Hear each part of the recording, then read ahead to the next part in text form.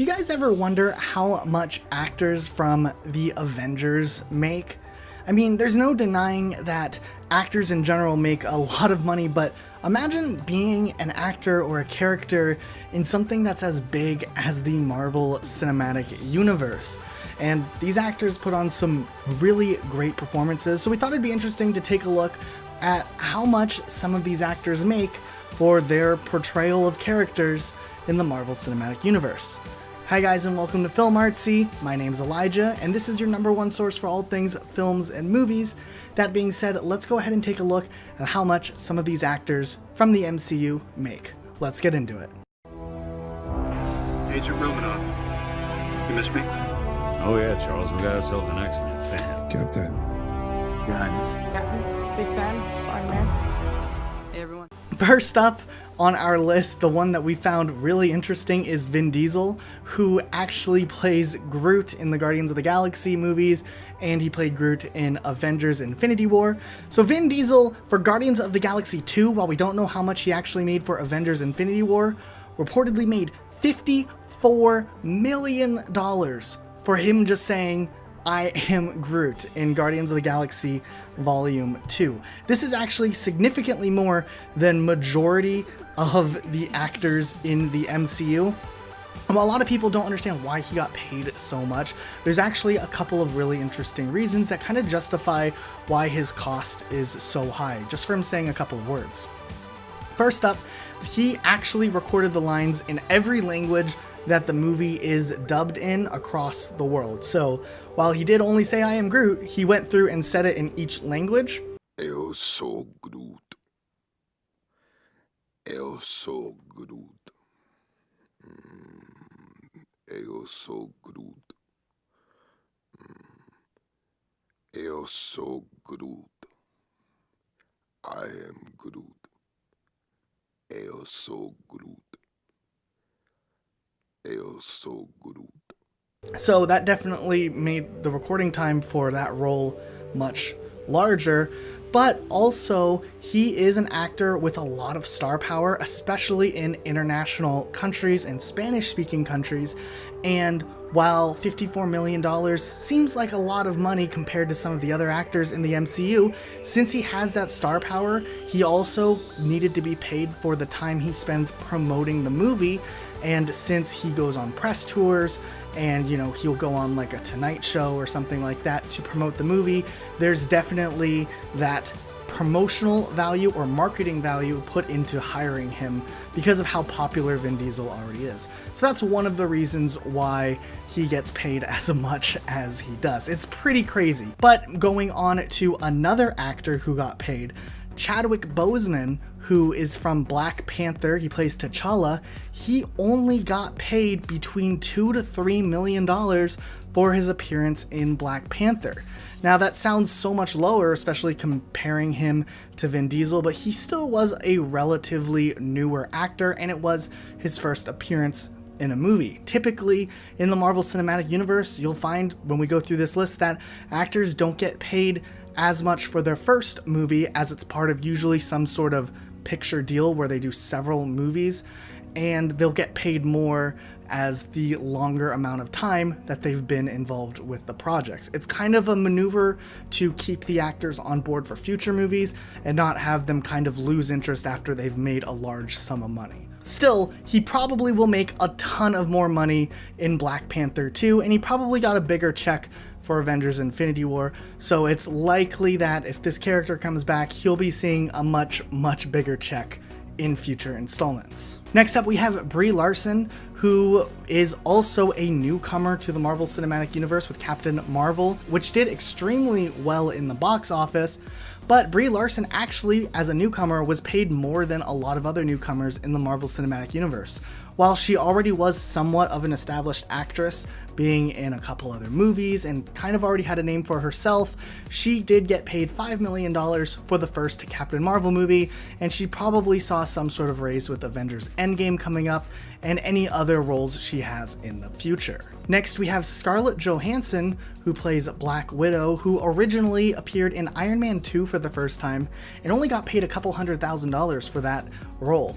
As each movie she starred in has continued on, her income and her value and salary based off of these movies has increased. She gained about a little bit over $1 million for her role in the first Avengers movie, but now that she has a starring role in a possible Black Widow standalone movie coming up, it's rumored that she is going to be getting paid $15 million for that role. To put that in perspective, that's the same sort of pay that Chris Evans and Chris Hemsworth have gotten paid for their roles in Captain America Civil War and Thor Ragnarok respectively. So it's kind of nice that she's receiving that legacy payment for all of her work she's kind of done in the MCU as a whole, and she's kind of getting the same pay as if she's done 3 movies on her own, which in a way she's done more than that.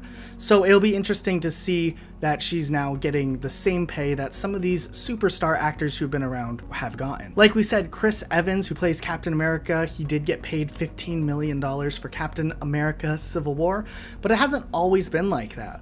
When he started off, he only made $300,000 to play Captain America in the first Avenger, which comparatively isn't that much. Of course, he did receive pay bonuses as he did future movies, and by the time he did Civil War, he was paid $15 million.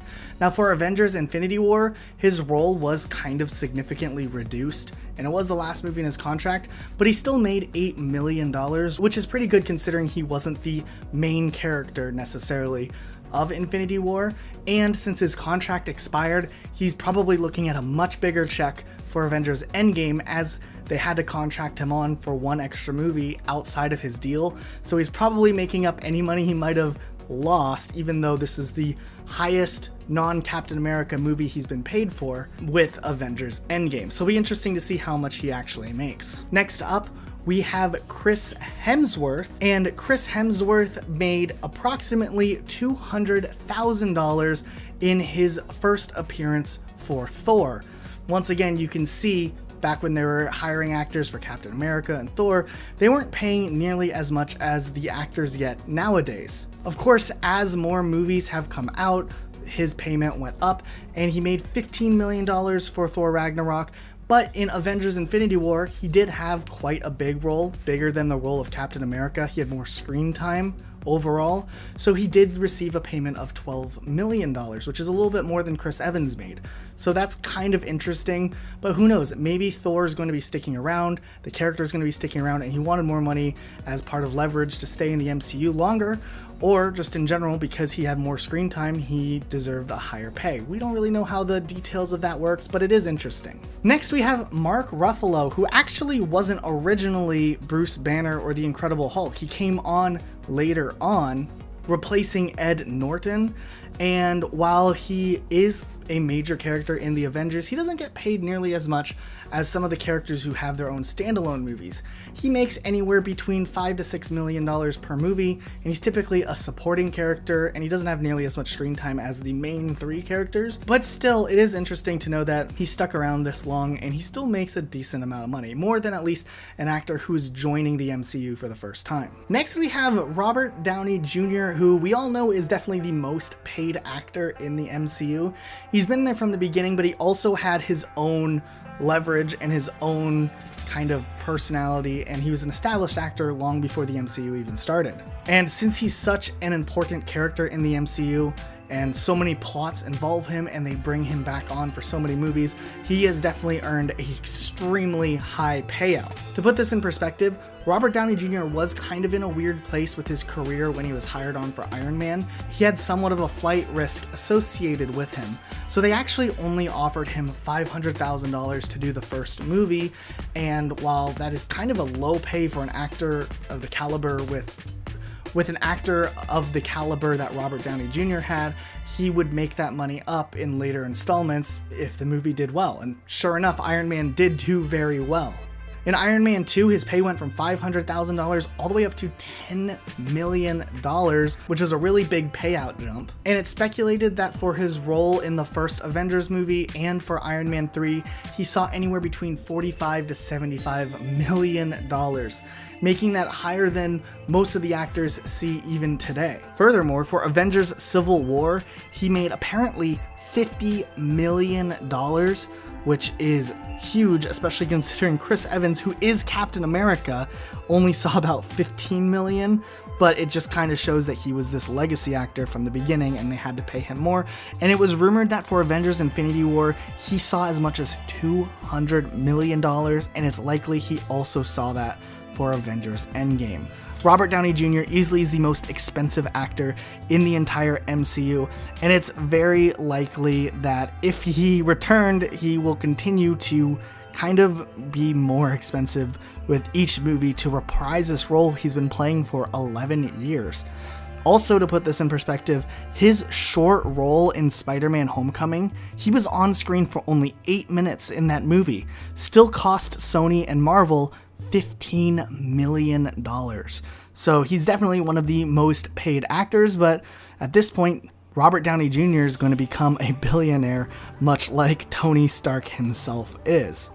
And then finally, we decided to take a look at Tom Holland, who is also somewhat of a newcomer, for his role in Civil War, which was a relatively small role. He still had some scenes in it. He got paid $250,000, and by Spider-Man Homecoming, he saw $1.5 million, which is significantly lower than maybe Chadwick Boseman's initial movie. However, Tom Holland's signed on to a pretty large movie deal, larger than a lot of these actors, and it's probably going to make up the difference in money way down the road. We actually predict that Tom Holland could potentially be Spider-Man in the Marvel Cinematic Universe and in Sony's universe for a really long time if they extend his 3-movie deal.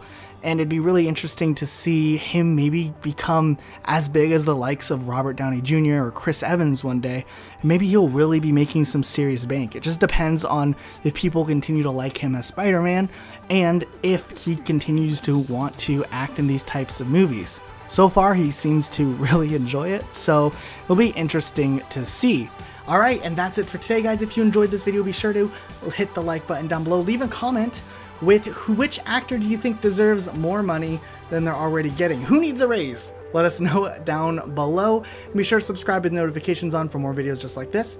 We'll see you all next time with a brand new video.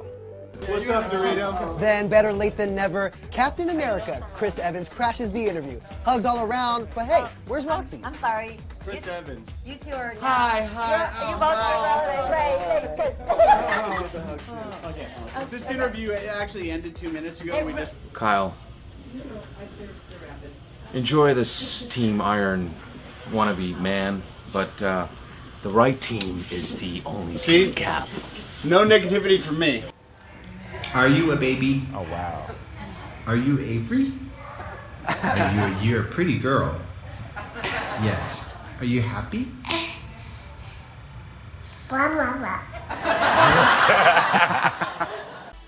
Hey guys, we hope you guys enjoyed the video. If you guys did, make sure you guys hit the like button down below and subscribe for more Film Artsy. If you guys want to showcase your talent to the world, Film Artsy is the best place for you guys to do it. Please submit your videos to filmartsyofficial@gmail.com, or you guys can click the link in the description. We really want to see what kind of talent you guys can provide. So let us know, send us an email, and we'll check out your videos, and we'll see you all in the next video. I'm about to. Hi, everybody. Hey, everybody. How you doing?